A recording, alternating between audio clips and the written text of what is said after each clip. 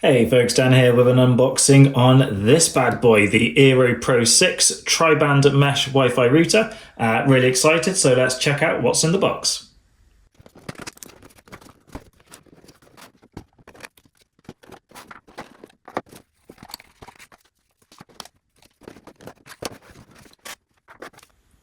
And here it all is, 5 things in the box. The router itself, a power cable, an Ethernet cable, quick start guide, warranty, safety and legal, which we will ignore, but we will have a quick look at the quick start guide.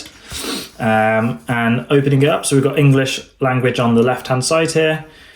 Download the app to your phone, disconnect modem and anything else connected to it, open the app and follow. Okay, so basically its quick start guide is download and follow the app. I actually did some research online and it did say that the app is supposed to be really simple, really intuitive, so we'll give that a go shortly.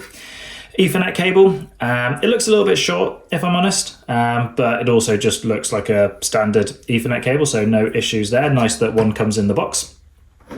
Power cable with a branded eero plug just there. This cable actually looks a lot better in terms of length. You can see we've got these clips just holding it, but when we open it up and see the full length, that should give us a good amount of flexibility as to exactly where we're going to place the router itself. And you see we've just got a USB-C connector right there.